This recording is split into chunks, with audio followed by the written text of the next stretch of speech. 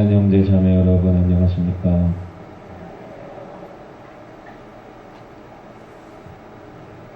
여러분 미사 통상문이 조금 바뀌었는데 헷갈리지 않으시나요? 헷갈리세요? 또한 사제의 영과 함께 이 말이 잘 안 나오시죠? 근데 원문을 보면 라틴어로 에꿈 스피리투 투라고 해서 원래 해석하면 이 뜻입니다. 여러분이 지금 외치고 계시는 새롭게 바뀐 내용이 원문의 내용입니다. 그동안은 사제들이 미사를 집전하는 표면적인 그 모습을 중요시했기 때문에 사제와 함께 라고만 외쳤는데, 사실 미사를 주관하시는 분은 사제가 아니라 사제를 통해 일하시는 하느님의 영이시죠. 그래서 여러분 그 외침을 할 때마다 영이 직접 미사를 주관하신다는 그 마음을 가지시면 영적으로 큰 도움이 될 것 같습니다. 미사를 집전해 보지 않으셨잖아요, 한 번도. 저는 11년 동안 집전하고 있는데 제가 미사를 주관한다는 느낌을 가져본 적이 단 한 번도 없습니다.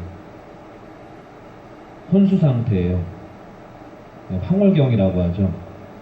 이렇게 미사 통상문의 기도물 하나하나를 읽을 때마다 제가 한다는 느낌이 들지 않고 저를 이끄시는 그분의 그 영이 강렬하게 느껴집니다.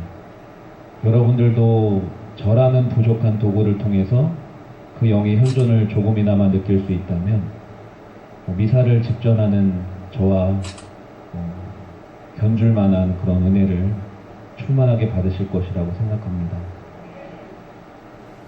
여러분은 모두가 하느님으로부터 부르심을 받은 일꾼입니다.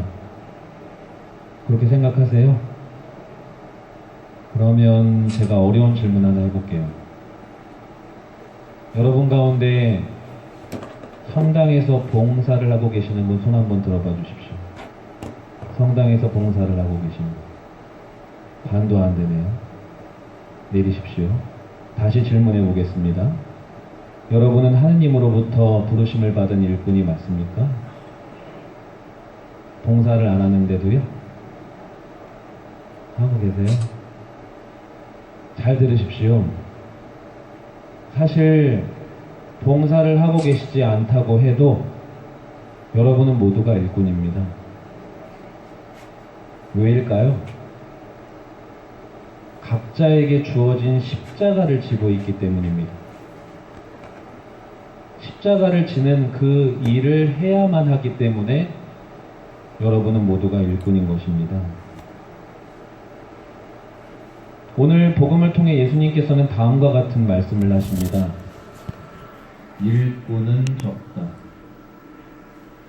일꾼은 적다. 대한민국 국민이라면 밥심으로 일을 해야 한다고 사람들은 이야기합니다. 아침에 밥을 먹고 출근하는 직원과 아침을 굶고 출근하는 직원, 이 두 사람을 비교했을 때 업무에 임하는 태도는 분명히 다를 것입니다. 만일 아침을 굶어서 밥을 굶어서 배가 고파하는 직원들에게 회사에서 떡을 제공한다면 어떨까요? 그런데 떡의 크기가 각각 다르다면요. 아침을 굶고 출근한 나에게 주어진 떡은 아주 작은데 동료 직원에게 주어진 떡은 아주 넉넉한 크기라면 이러한 상황에 처한 나의 심정을 대변해주는 속담이 있습니다. 네, 맞습니다. 남의 떡이 커 보인다. 다른 상황을 생각해 볼까요?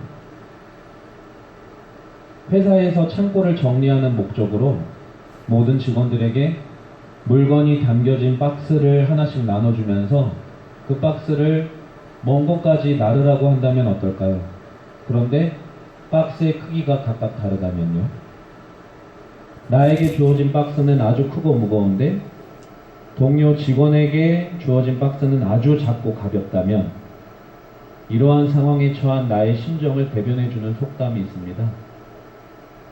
무슨 속담이 있나요? 남의 짐이 가벼워 보인다. 이런 속담이 있죠. 제가 질문해 보겠습니다. 남의 떡이 커 보일 때는 부러운데 남의 짐이 커 보일 때는 왜 안 부러울까요? 왜 그렇죠? 여기서 떡이란 내가 취하고 싶은 것이지만 짐이란 내가 취하고 싶지 않은 것이기 때문입니다. 우리는 명심해야 합니다. 신앙인으로서 우리가 집중해야 할 것은 떡이 아니라 짐입니다. 내가 취하고 싶은 것이 아닌 내가 취하고 싶지 않은 것에 우리는 집중해야 합니다. 예수님께서는 우리에게 말씀하십니다. 마태오복음서 11장 28절의 말씀입니다. 고생하며 무거운 짐을 진 너희는 모두 나에게 오너라. 가벼운 짐이 아니라 무거운 짐을 진 너희는 모두 나에게 오너라. 여기서 핵심이 되는 부분은 무거운 짐입니다. 내가 예수님의 곁으로 가려면 나는 반드시 무거운 짐을 져야만 한다는 사실을 알 수 있습니다. 무거운 짐을 지지 않으면 가벼운 짐만 지으면 예수님의 곁으로 가기 어렵다는 뜻과도 같습니다. 그렇다면 무거운 짐을 기쁘게 질 수 있는 방법은 무엇일까요? 한 가지 방법이 있습니다. 내가 먹고 싶은 떡이 내가 들기 싫은 박스에 가득 담겨져 있다고 여기는 연습입니다. 마찬가지로 내가 지고 가야 할 십자가가 무겁게 느껴질 때가 많습니다. 그런데 이 십자가는 은혜라는 재료로 만들어졌습니다. 은혜라는 재료가 십자가에 많이 담겨질수록 그 십자가는 무거울 수밖에 없는 이치인 것입니다. 내가 받고 싶은 은혜가 내가 들기 싫은 십자가에 담겨져 있다면 나는 그 십자가를 당연히 져야만 하고 나아가 기쁘게 질 수 있어야 한다는 것입니다. 예수님께서는 오늘도 우리 모두를 당신의 일꾼으로 불러주십니다. 일꾼이 가장 먼저 해야 할 일은 자신에게 주어진 십자가를 지는 일이라는 것을 명심해야 하겠습니다. 그 십자가에 담겨진 하느님의 은혜를 생각하면서 내 삶에 있어서 십자가가 무엇이든 기쁘게 될 수 있는 우리 모두가 되기를 소망합니다. 여러분 모두 하느님의 마음에 드는 거룩하고 또 아름다운 일꾼이 되십시오. 잠시 묵상합시다. 매월 둘째 주, 셋째 주 미사를 제가 집전을 하는데요. 봉사자 안수가 갑자기 없어지는 바람에 시간이 많이 남게 되어서 그래서 앞으로는 둘째 주 미사 때는 영영 영성체를 하는 걸로 이렇게 하겠습니다. 밤을 새워 기도하시는 여러분들에게 제가 드릴 수 있는 특권이라고 저는 생각하기 때문에 그렇게 하도록 하겠습니다. 네. 박수 주셔서 감사합니다. 기도합시다.